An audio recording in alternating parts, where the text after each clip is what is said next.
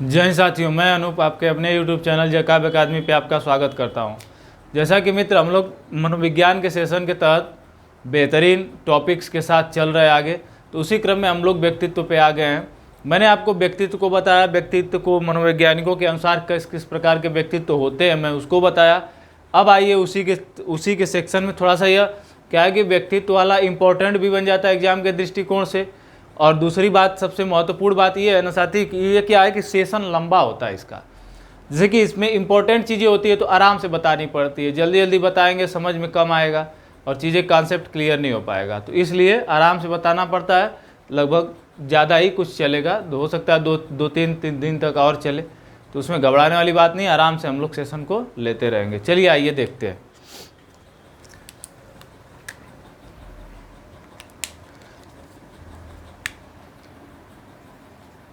Chapter का नाम व्यक्तित्व है, यह सभी लोग जानते हैं। बताइए, जानते हैं व्यक्तित्व। अब आज हम लोग पढ़ेंगे व्यक्तित्व के पक्ष। क्या पढ़ेंगे? व्यक्तित्व के पक्ष।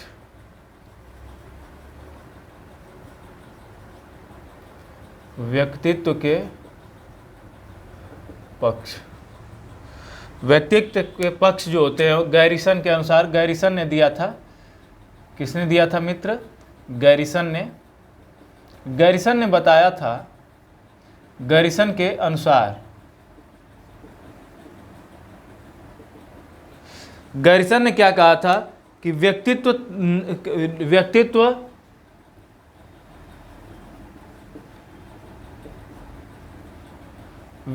के पक्ष निम्न तीन प्रकार के होते हैं। निम्न तीन प्रकार के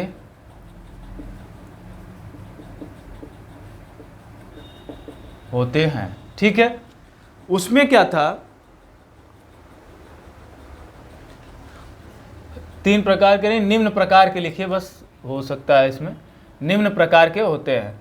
इसमें क्या था? एक था पहला क्रियात्मक पक्ष,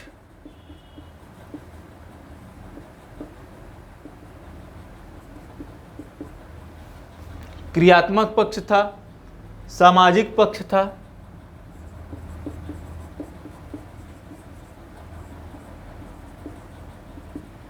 और तीसरा जो था कारण संबंधी पक्ष। कारण संबंधी पक्ष। और अगला जो था वह अन्य पक्ष, इसमें अन्य चीजें आ जाती थी। ठीक है साथी, यह कितने प्रकार के बताए थे? तो इतने 3-4 प्रकार के बताए थे। और उन्होंने कहा था इनमें से कोई एक का सम्मिलित रूप से सब पूर्ण व्यक्तित्व का वर्णन नहीं करते हैं। इसका अर्थ है कि ये चारों मिलकर भी किसी व्यक्ति के पूर्ण व्यक्तित्व का वर्णन नहीं करते हैं। ध्यान रहे, ठीक है। क्रियात्मक पक्ष में क्रिया के आधार पर, समाज के आधार पर,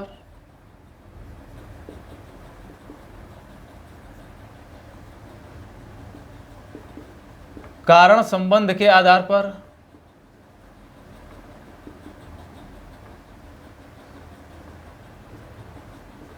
संबंध के आधार पर, अन्य पक्ष में जैसे शरीर के आधार पर हो जाएगा, शरीर के आधार पर, रचना के आधार पर,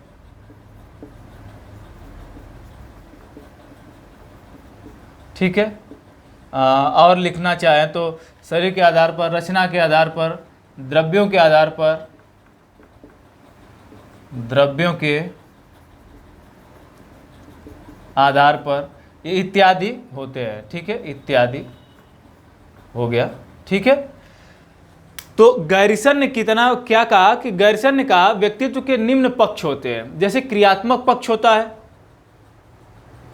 सामाजिक पक्ष होता है और कारण संबंधी पक्ष होता है। और अन्य पक्ष में इन्होंने रखा कि जैसे कि मान लीजिए कि आप शरीर रचना के आधार पर व्यक्तित्व का निर्माण कर रहे हैं, या रचना के आधार पर व्यक्तित्व का निर्माण कर रहे हैं, द्रव्यों के आधार पर, शारीरिक द्रव्यों के आधार पर व्यक्तित्व का निर्माण हो रहा है, तो वही क्या कहे कि यह गैरिसन ने कहा कि व्यक्तित्व के पक्ष निम्न प्रकार के होते हैं। लेकिन ये सारे पक्ष होने के बावजूद भी क्या किसी भी व्यक्ति का व्यक्तित्व को पूर्ण रूप से डिफाइन या परिभाषित नहीं कर सकते। इस बात को नोट कर लीजिएगा, ठीक है। क्या कर सकते हैं? पूर्ण रूप से डिफाइन और डिफाइन नहीं कर सकते, ठीक है। आगे आते हैं व्यक्तित्व की विशेषताएं। व्यक्तित्व की विशेषताओं पे आते हैं।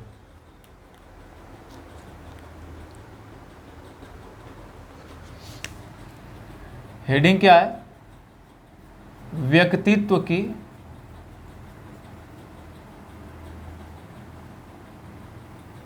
विशेषताएं। अब व्यक्तित्व की विशेषताएं में क्या क्या, कौन कौन से तत्व सम्मिलित होते हैं? तो सतत विकास हो जाएगा। क्या हो जाएगा? सतत विकास,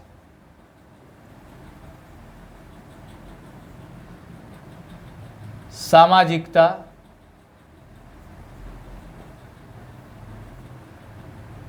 अपने से भी कमेंट बॉक्स में लिखते जाइए, थोड़ा देखे जरा कि आप लोगों के दिमाग में कहाँ कहाँ चल रहा है।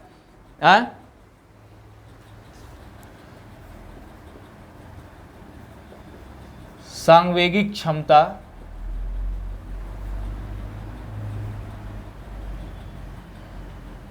सतत विकास, सामाजिकता, सांवेगिक क्षमता या सांवेगिक स्थिरता कह सकते हैं, एकता एवं समाकलन, नैतिकता, एकता एवं समाकलन,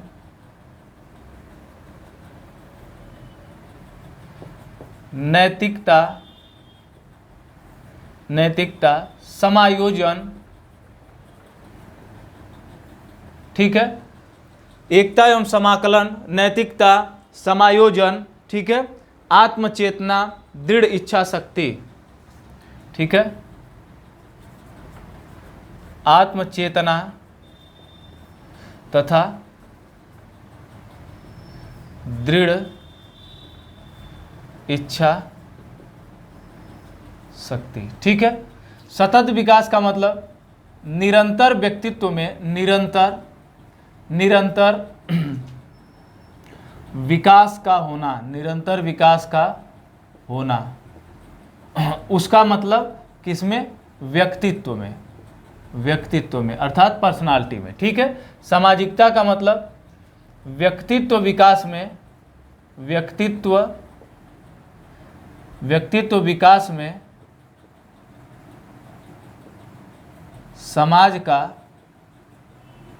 समाज की प्रमुख भूमिका,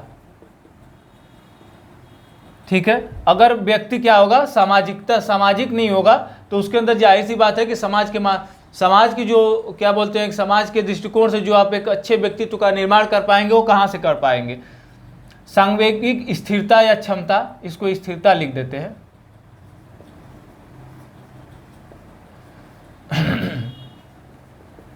संवेगों का दमन, या कह सकते हैं संवेगों को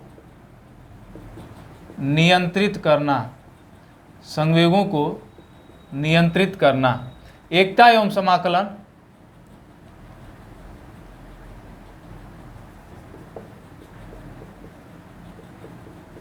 भाईचारे की भावना के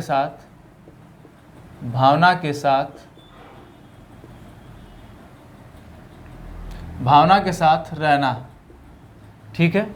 एकता एवं समाकलन हो जाएगा। नैतिकता, सामाजिक मान्य मूल्यों का विकास, अर्थात अच्छे चरित्र का विकास, ठीक है मित्र। समायोजन, किसी एक परिस्थिति से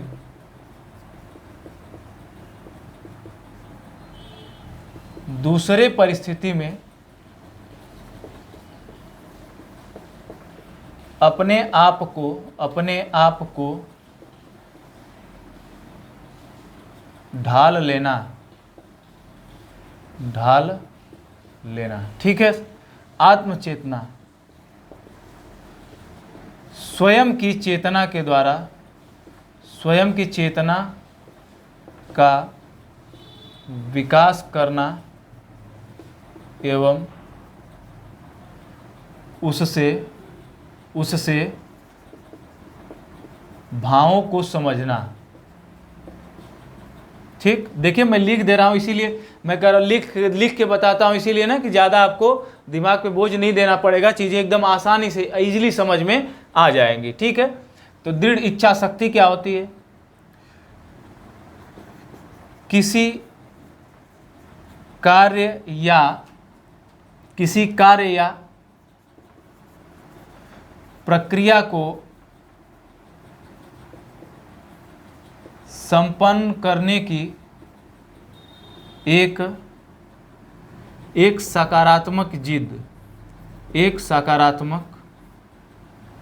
सकारात्मक इच्छा शक्ति कह सकते हैं इसको, इच्छा शक्ति।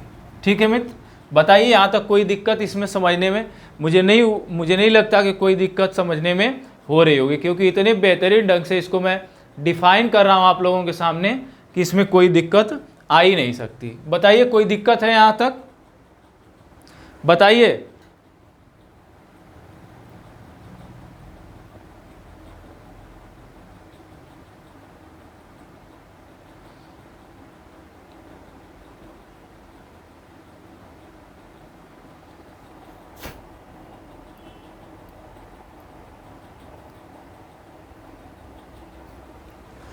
आगे चल, ले लिए स्क्रीनशॉट, चलिए।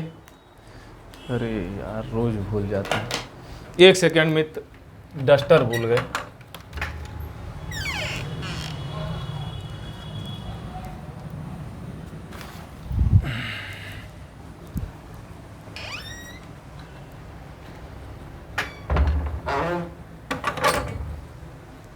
ठीक है, यहाँ तक हो गया ना? तो व्यक्तित्व की विशेषताएं हो गई, व्यक्तित्व के जो गैरिसन के अनुसार पक्ष बताए गए वो भी हमने देख लिया। अब चलते हैं व्यक्तित्व के सिद्धांत पर। अब इम्पोर्टेंट चीज़ें आने वाली हैं। किस पे मित्र? व्यक्तित्व के सिद्धांत पर चलेंगे। इसको मिटा दे रहा है, व्यक्तित्व के सिद्धांत पर। ठीक है,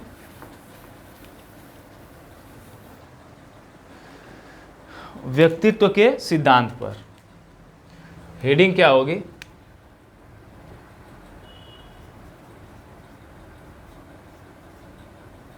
व्यक्तित्व के सिद्धांत, थ्योरी ऑफ पर्सनालिटी, व्यक्तित्व के सिद्धांत। सबसे पहले हम आते हैं मनोविश्लेषणात्मक सिद्धांत। कौन सा सिद्धांत?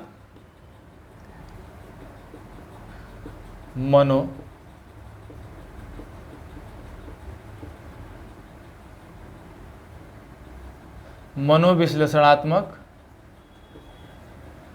सिद्धांत। ठीक है साथी, अब देखिए यह सिद्धांत जो दिया गया, महान मनोवैज्ञानिक थे एक सिगमंड फ्रायड। कौन थे साथी? Sigmund Freud. ठीक, सिगमंड फ्रायड। इनका कहना था यह एक गतिशील सिद्धांत है। पहले तो समझिए कि यह सिद्धांत इसका कैसा है, तो यह सिद्धांत गतिशील सिद्धांत है, गतिशील सिद्धांत, अर्थात निरंतर बढ़ते रहने वाला है। इन्होंने कहा था कि जो व्यक्तित्व होता है, क्या साथी? व्यक्तित्व जो होता है, व्यक्तित्व और व्यक्तित्व विकास संघर्ष और घटनाओं पर आधारित होता है। क्या इन्होंने कहा? अच्छा पहले, हाँ, इन्होंने कहा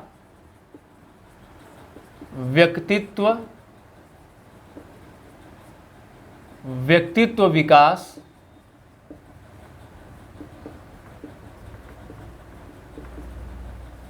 संघर्षों एवं घटनाओं पर आधारित होता है।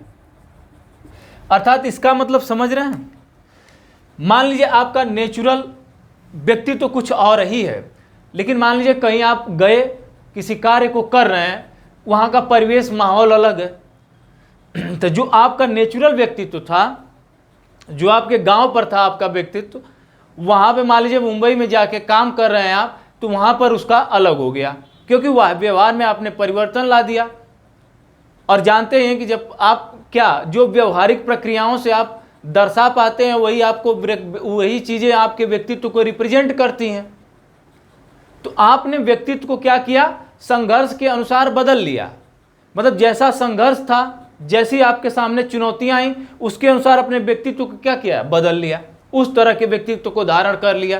तो वही कह रहे हैं यह कि जो व्यक्तित्व होता है वह व्यक्तित्व विकास संघर्षों एवं घटनाओं पर आधारित होता है। बहुत बड़ी बात है, इसीलिए ये इनको मैं मानता हूँ मनोविज्ञान के पितामह हैं। बड़ा बेहतरीन इनका सिद्धांत लगता है, मनोविश्लेषणात्मक सिद्धांत। और देखिए मजे की बात, जो मनोविश्लेषणात्मक सिद्धांत था, इसमें इन्होंने क्या कहा, इन्होंने व्यक्तित्व की क्या बोलते हैं कि व्यक्तित्व की रचना किए थे। फ्रायड के अनुसार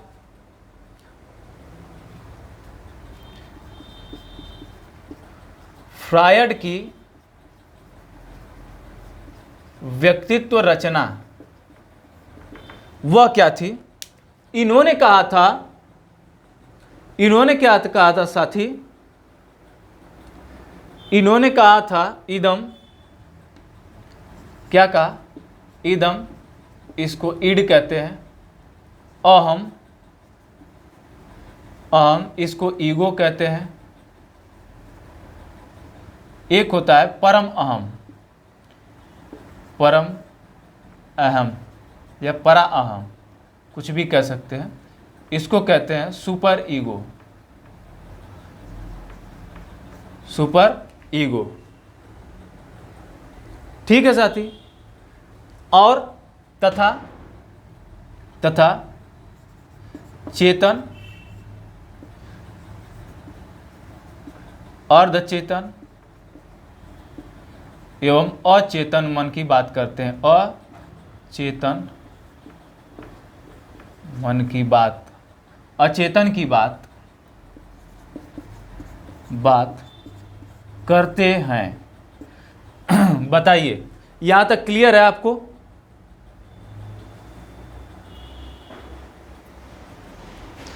जैसे कि मान लीजिए इनके सिद्धांत को मैं आपको समझाने का प्रयास करता हूं। मान लीजिए यह क्या एक वृत्त है, समझिएगा साथी, एकदम बिना परेशानी के समझिएगा इसको, ठीक है? क्या है यह? एक वृत्त है, ठीक। और क्या है यह?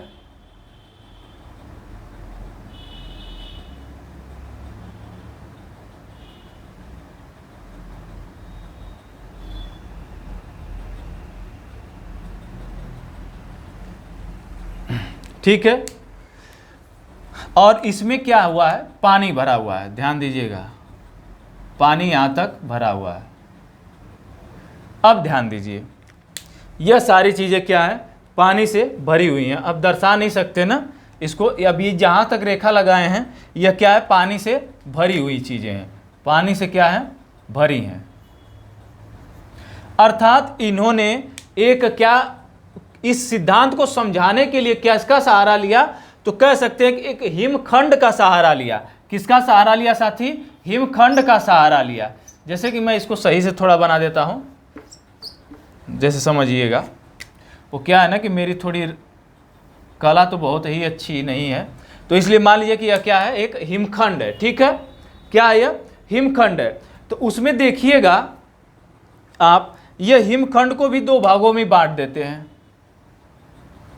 ठीक। और देखिए अब क्या कहते हैं, यह कहते हैं, क्या आप यहां पे देख पा रहे हैं? मैं यहां पे लिख दूं, इसकी बात मैं यहां पर लिख देता हूं, ठीक है? यह कहते हैं कि जैसे इसी पर सिद्धांत पर आधारित है, इन्होंने कहा यहाँ पे मैं फ्राइड लिख देता हूँ ताकि आप समझ जाएंगे, ठीक है। कि जैसे जैसे एक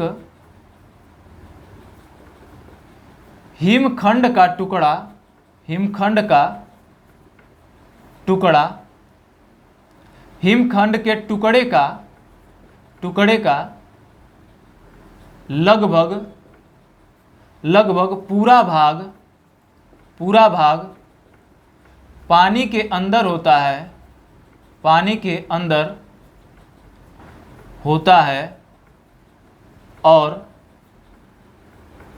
कुछ ही भाग ऊपर दिखता है, ऊपर दिखाई देता है, वैसे ही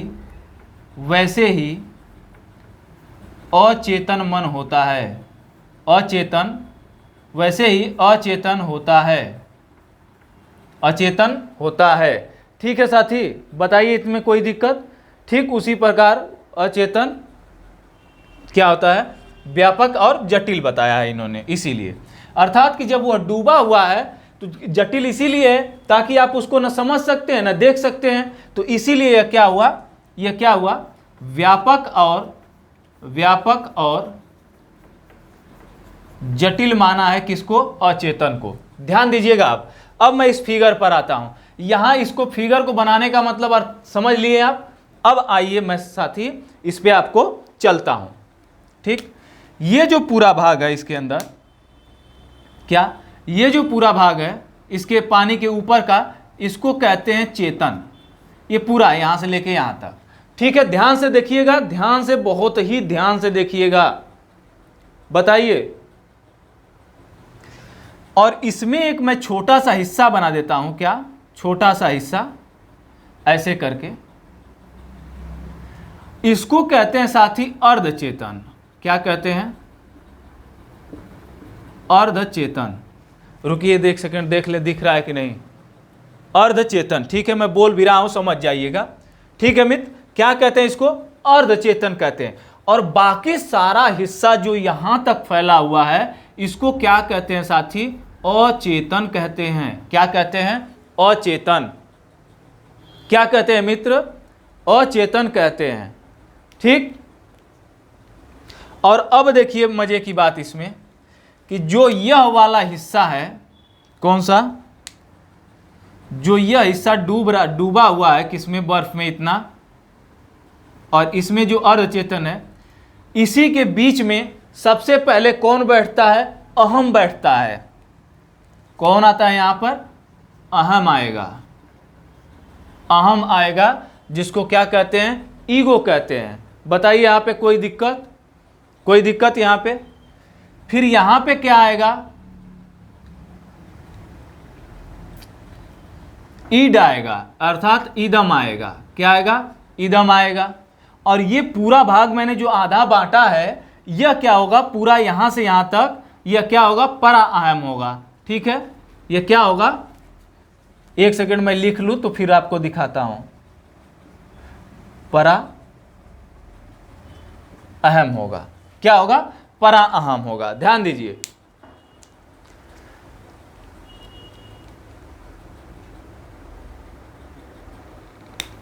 अर्थात इसके कहने का मतलब यह था साथी, इनके कहने का मतलब यही था कि जो चेतन मन होता है वह आप समझ लेंगे, लेकिन अर्धचेतन को भी लगभग समझ सकते हैं। लेकिन जो अचेतन मन है वह इतना कठिन है, इतना कठिन है कि उसको समझना क्या है, बहुत ही मुश्किल है। कोई भी व्यक्ति अचेतन मन को जल्दी नहीं समझ पाता। इसीलिए अचेतन मन क्या होता है, उसके व्यक्तित्व पर हावी हो जाता है।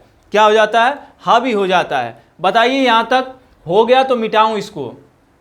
बताइए यहां तक हो गया, समझ में आया? मुझे उम्मीद है कि पूरा समझ में आया होगा। थोड़ा मुझे फिगर बड़ा ही बना देना चाहिए था, लेकिन चलिए कोई बात नहीं, उम्मीद है कि समझ लिए होंगे। बड़ा बना दें?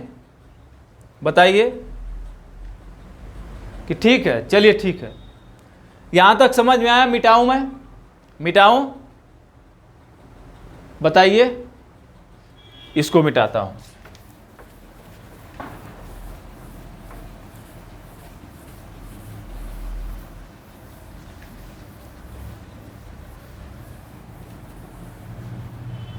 अब ध्यान दीजिएगा साथी, अब ध्यान दीजिएगा।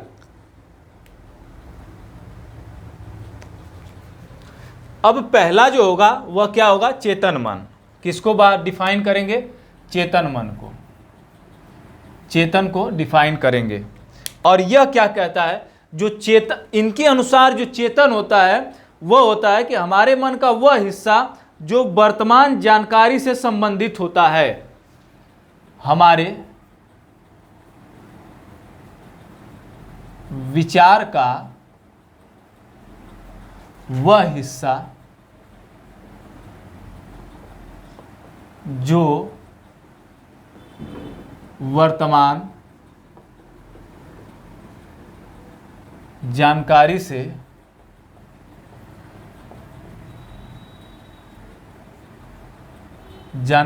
संबंधित होता है। जैसे वह वर्तमान जानकारियाँ क्या क्या हो सकती हैं? तो जैसे कि आप जानते हैं कि आपके अंदर जो समस्त विचार, भावनाएं, कार्य जिनके बारे में आप अवगत हैं, ठीक है, समस्त विचार,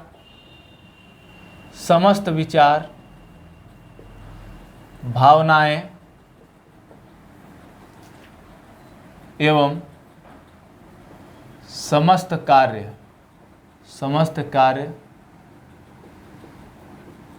जिनके बारे में आप अवगत हैं या जानते हैं, ठीक है, यह होता है क्या? चेतन मन होता है। अगला जो है साथी वह अर्धचेतन मन होता है। क्या होता है इसका? अर्धचेतन। ध्यान से देखिएगा, बहुत ही इंपॉर्टेंट टॉपिक है और इसको समझ लिए तो समझ लिए कि 2 नंबर पक्का लेके निपट जाएंगे एकदम बेहतरीन तरीके से।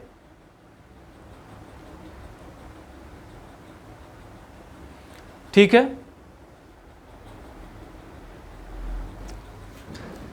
और ये जो चीजें जो आती हैं ना, तो इसको कहते हैं कि उसी क्षण चेतन मन का हिस्सा होती हैं, चेतन मन का हिस्सा है। ठीक है, यह बात लिख लीजिएगा ताकि आपको समझ में आ जाएगा। जो अर्धचेतन मन होता है साथी, इससे क्या होता है कि जो पूर्व चेतन या अचेतन मन भी कहते हैं इसको, ठीक है, अवचेतन, पूर्व चेतन या अवचेतन अर्थात मतलब चेतने वाली क्षमता, ठीक है, भी कहते हैं। तो मन के इस हिस्से का संबंध उस सभी सूचनाओं से है जिसे आप वर्तमान में अवगत नहीं है, परंतु यदि आप ध्यान दें तो अवगत हो सकते हैं। इसका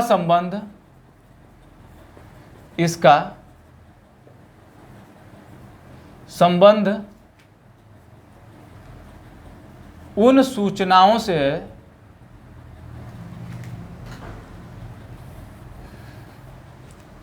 इसका संबंध उन सूचनाओं से है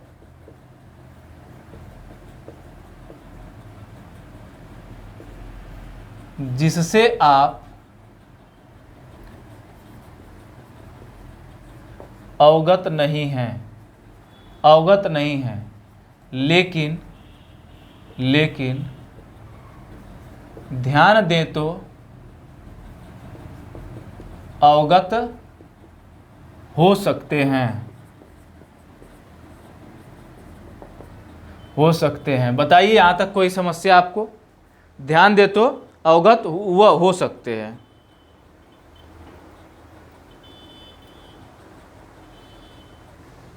ठीक है, अवगत हो सकते हैं। तो यह क्या कहलाता है? अर्धचेतन। मैंने बताया ना यहाँ पे कि ये चेतन क्या है, जो आपको समझ में आ जाता है, जिस पे आप वर्तमान समय में कार्य कर रहे होते हैं। अर्धचेतन वह प्रक्रिया है फ्राइड के अनुसार कि जिस पे अगर थोड़ा सा जोर दे, तो मैंने पहले ही बताया कि थोड़ा सा प्रयास करेंगे तो इसको समझ सकेंगे। लेकिन जो अचेतन होता है ना, ये अत्यंत जटिल सिस्टम है। अचेतन जो है वो अत्यंत जटिल है। जैसे कि मैं लिख के बताता हूँ, अचेतन, ठीक है, अचेतन, इसको अनकॉन्शियस भी कहते हैं। ठीक है, बताइए, यह जो होता है, पहले तो मस्तिष्क का अंतिम हिस्सा होता है। मस्तिष्क का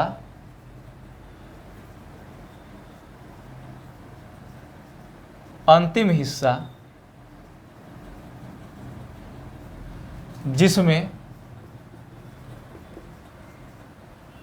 सामाजिक क्या जिसमें सामाजिक रूप से अस्वीकार्य जरूरतें, सामाजिक रूप से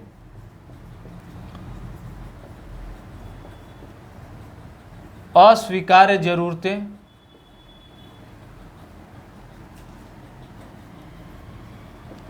इच्छाएं, भावनाएं, ठीक है, इच्छाएं, भावनाएं, प्रेरणाएं, ठीक है, प्रेरणाएं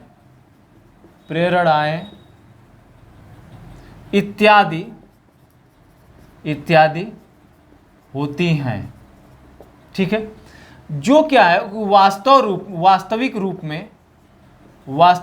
में पूरी नहीं हो सकती। जैसे अब मैं आपको एग्जाम्पल देता हूं, इसमें एग्जाम्पल देता हूं, ठीक है, और वह एग्जाम्पल समझने का प्रयास करिएगा। जैसे किसी ऐसी महंगी वस्तु का हम ख्वाब देख रहे हैं, जैसे मान लीजिए कि हम क्या देख रहे हैं, एप्पल का क्या साथी, एप्पल का आईफोन देख रहे हैं, आईफोन 12 देख रहे हैं, ठीक है। अब बताइए क्या हमें इसे पाने की शक्ति है? लेकिन हमारे अचेतन मन में इसके लिए एक बात बनी हुई है, अर्थात यह बात हमें क्या कर रही है, डिस्टर्ब कर रही है कि हम इससे हो जाते, कैसे करें कि इसको पालें। तो जो अचेतन मन होता है, इसीलिए वह किसी भी व्यक्ति पर हावी हो जाता है, किसी भी व्यक्तित्व पर हावी हो जाता है, क्योंकि इसको हम समझ नहीं पाते। यह जिस समय अपने मन में निकलता है उसी समय क्या होता है, हावी होता है। जैसे मान लीजिए किसी बहुत ही अच्छी वस्तु को देखकर लालच आ गई आपके मन में, तो लालच आ गई, जरूरी है कि उस वस्तु को छूना चाहेंगे, चाहे उस वस्तु को चुराना चाहेंगे। तो एक आपका अचेतन मन है जो कि क्या कहेगा कि जाओ उसको चोरी करो, क्या करो, जाओ उसको चोरी करो। इसमें सारी दंभित इच्छाएं आती हैं। एक चीज और लिखिए, इसमें जो होती हैं सभी दमित इच्छाएं होती हैं, दमित इच्छाएं जो कभी बाहर नहीं, समय आने पर या परिस्थिति के अनुसार या दमित इच्छाएं क्या होती हैं, बाहर आती हैं, वही अचेतन मन कहता है। बताइए कोई दिक्कत है यहां तक? ठीक है, अचेतन मन को समझ पाए आप? बताइए, मुझे उम्मीद है कि अचेतन मन को समझ पाए होंगे।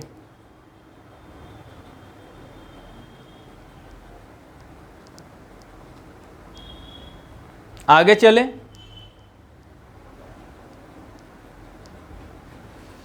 चले, साथी, बताइए। चलिए आगे चलते हैं। अब देखते हैं इदम, अहम और परा अहम क्या होता है। इदम, अहम और परा अहम क्या होता है, इसको देखते हैं, ठीक है। चलिए, बेहतरीन तरीके से पढ़ेंगे, बेहतरीन ढंग से पढ़ेंगे, कायदे से पढ़ेंगे, अच्छी अच्छी चीज़ें पढ़ेंगे, ठीक है। तो आइए देखते हैं क्या। पहला इदम, क्या देखेंगे,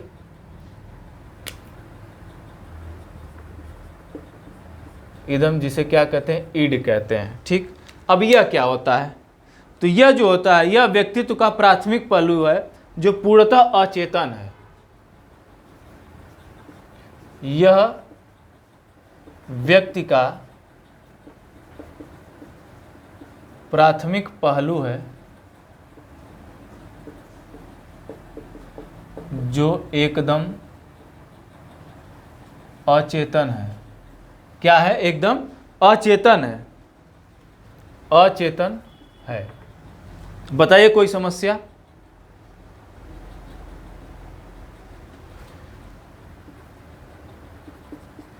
फ्रायड महोदय ने कहा कि अंधी प्रवृत्तियों का समूह है, यह अंधी प्रवृत्तियों का समूह है। बताइए यहां तक कोई समस्या आपको? अंधी प्रवृत्तियों का समूह है।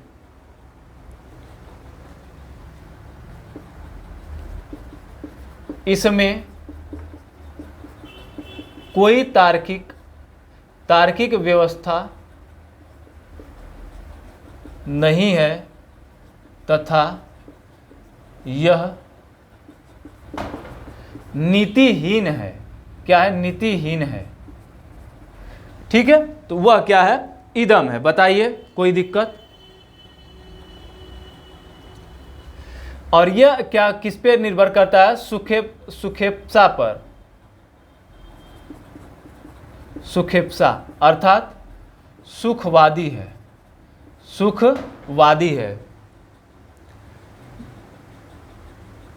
चलिए आगे चलते हैं। अब अहम की बात करते हैं। अहम की बात करते हैं। किसकी?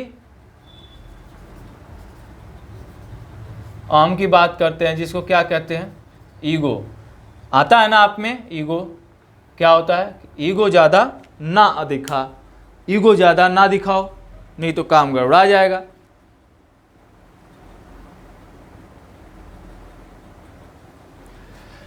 अब इसको कह सकते हैं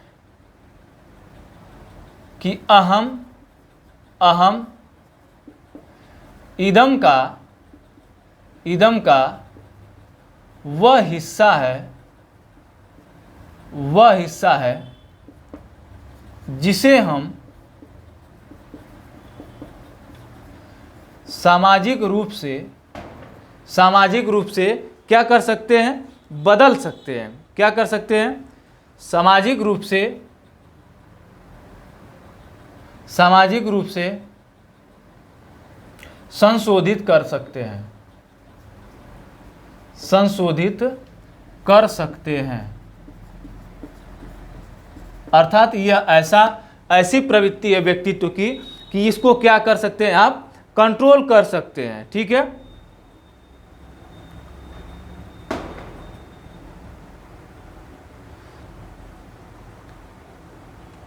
और इसका मुख्य उद्देश्य क्या है कि इदम एवं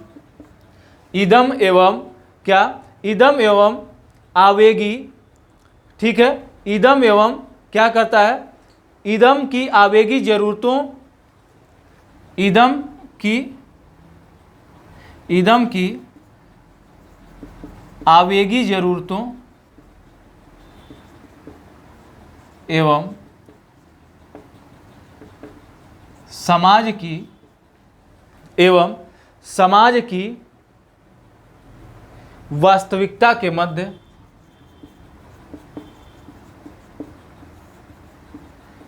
मध्य संतुलन बनाता है। क्या करता है? संतुलन बनाता है। अब देख लेते हैं फटाफट परा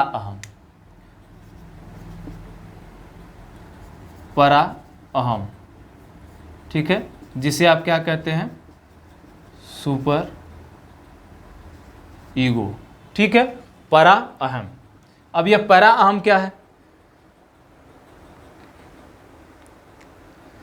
यह जो परा अहम है, इसको ऐसा माना जाता है कि इसमें क्या होता है? पैतृक तथा सामाजिक मूल्यों का आंतरिक प्रतिनिधित्व करता है। यह पूर्णतः चेतन और नैतिक पक्ष है। इसको कह सकते हैं कि यह पूर्णतः चेतन एवं नैतिक पक्ष है। नैतिक पक्ष है। यह पैतृक तथा सामाजिक मूल्यों का, यह पैतृक तथा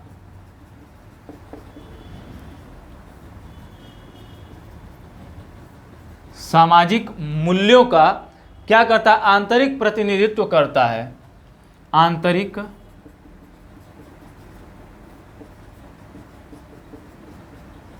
प्रतिनिधित्व करता है। बताइए, कोई दिक्कत?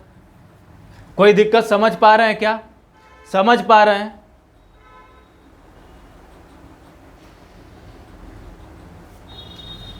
यह इदम के आवेगी प्रवृत्ति को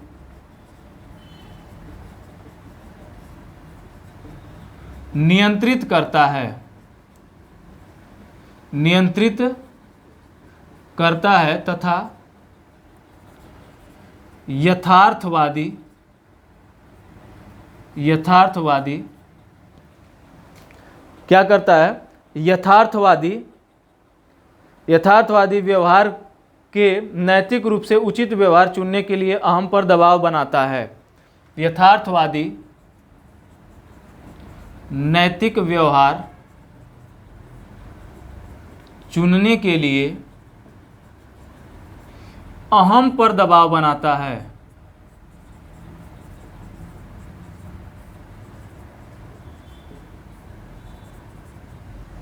अर्थात ये वाली क्वालिटी सबसे बेस्ट मानी गई है, सेकंड बेस्ट और थर्ड एकदम चौपट। ठीक है, तो अब देखिए जो ये प्रक्रिया ये तीनों ऐसे हैं और ठीक ये जो है यह तीनों ऐसे हैं। ध्यान दीजिए कि मतलब जो अचेतन वाली बात है वह इदम में है, जो अर्धचेतन वाली बात है वह अहम में है, और जो चेतन वाली बात है वह परा अहम में है। तो यह इनकी प्रक्रियाएं ऐसी हैं। जैसे मान लीजिए कि इदम कहता है कि हम यह कार्य करेंगे। ध्यान दीजिएगा, आपके मन में इदम किसी वस्तु को देख के लालच उत्पन्न हुई और वह क्या आपका मस्तिष्क करता है काम, उस कार्य को करने का मन करता है। वहीं पे अर्धचेतन फिर पहुंचेगा, कर हाँ कैसे कर लोगे, ये काम नहीं करना चाहिए। ठीक है, तो यह क्या करता है कि पूरी तरह से उस पर रोक नहीं लगा सकता। यह कहता है कि नहीं करेंगे, यह कहता है कि नहीं करना है। तो दोनों के बीच क्या होता है, सामंजस्य वाली स्थिति बन जाती है। तो दोनों करना है नहीं करना है, करना है नहीं करना है, ये वाली प्रक्रियाएं बनी रहती है, बीच में लटकी रहती है।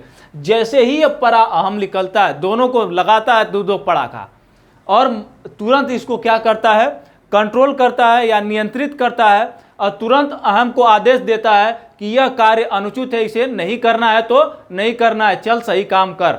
ठीक है, तो ऐसे आप याद रखेंगे तो बेहतरीन तरीके से याद रख पाएंगे। ठीक है, कि इदम और अहम झगड़ पड़े और बीच में गया परा अहम, मारा दोनों को एक एक चटकना और दोनों गए सुधर। बस बात यही है, इदम भी बदमाश, अहम थोड़ा सा उससे कम बदमाश, लेकिन ये भी कम नहीं है। आप लोग जानते हैं कि ईगो क्या लेके डूबता है, और इदम की तो भाई बात ही छोड़ दी, सारी दम्भित इच्छाएं तो इदम में पड़ी रहती हैं। व्यभिचारिता, किसी के प्रति दुष्व्यवहार की प्रवृत्ति, सब कुछ इसी में दमित है। और इसीलिए ये सब समय समय पर क्या करता है, बाहर निकलने का प्रयास करता है। तो वो दबाने का काम उसको कौन करता है, धय के नटैया फिर उसी में घुरेस देता है। समझ रहे ना? तो परा अहम जो है इनको बाहर निकलने नहीं देता, और जिस व्यक्तित्व के अंदर यह परा अहम की कमी हुई, निपट गए, अर्थात वह व्यक्ति सामाजिक पारिवारिक हर रूप से वह तिरस्कृत व्यक्ति हो जाएगा, और एक तरह से कह सकते हैं कि वो समाज का अराजक तत्व समझा जाने लगेगा। ठीक है, तो ये रहे आज के बेहतरीन सेशन, आप लोग देख ही लिए। कोई समस्या कोई तकलीफ अगर है पर समझने में तो आप कमेंट बॉक्स में लिख सकते हैं। और ऐसे ही बेहतरीन सेशन से जुड़ने के लिए, और आप चाहते हैं कि ऐसे बेहतरीन एक्सप्लेनेशन के साथ हम लोग मेहनत करते रहें, तो जाहिर सी बात है कि आपका सहयोग बस इतना ही चाहिए कि इस चैनल को ज़्यादा से ज़्यादा सब्सक्राइब, लाइक और शेयर करिए। खुद भी सब्सक्राइब करिए। घर परिवार में और लोगों के पास फ़ोन है तो सब्सक्राइब करिए। अपने मित्रों दोस्तों पर दबाव डालिए, क्योंकि एक बार अगर वहाँ जुड़ गए ना, फिर उसके बाद आपको दबाव डालने की जरूरत नहीं। वो उसके लिए वेट करेंगे, इंतज़ार करेंगे कि अब वीडियो आ जाए, अब वीडियो आ जाए। तो बस आपको इतना ही करना है। तो आज के लिए बस इतना ही रखते हैं, फिर मिलेंगे अगले क्लास में। और सबसे बड़ी बात कि हो सकता है, देखिए मैं सोच रहा हूं कि दिवाली के दिन भी आप लोग दिवाली मनाएंगे, लेकिन मैं यहाँ पे क्लास ले रहा हूँगा। ये है आपके प्रति मेहनत। अगर वह सीटेट ने आयोग ने क्या किया है कि केंद्रीय शिक्षा आयोग ने क्या किया है, उसको डेट पहले से ही फिक्स कर रखा था कि दिसंबर के मध्य में क्या होगा, एग्ज़ाम की डेट प्रारंभ हो जाएगी, एग्ज़ाम का दिवस प्रारंभ हो जाएगा। तो हो सकता है कि अगर वह दिसंबर में करा देता है, तो अगर हम एक दिन भी रुक जाते हैं तो एक दिन का मतलब है कि लगभग आपका 2 नंबर नुकसान होगा, 2 नंबर आपका छूट जाएगा। और मैं नहीं चाहता कि जो बच्चे इस चैनल पे विश्वास दिखाए हैं उनका एक भी नंबर का नुकसान हो। इसलिए आप लोग दिवाली मनाइएगा, मैं आप लोगों के लिए कंटेंट बनाऊंगा। तो जय हिंद, जय जय काव्य अकादमी।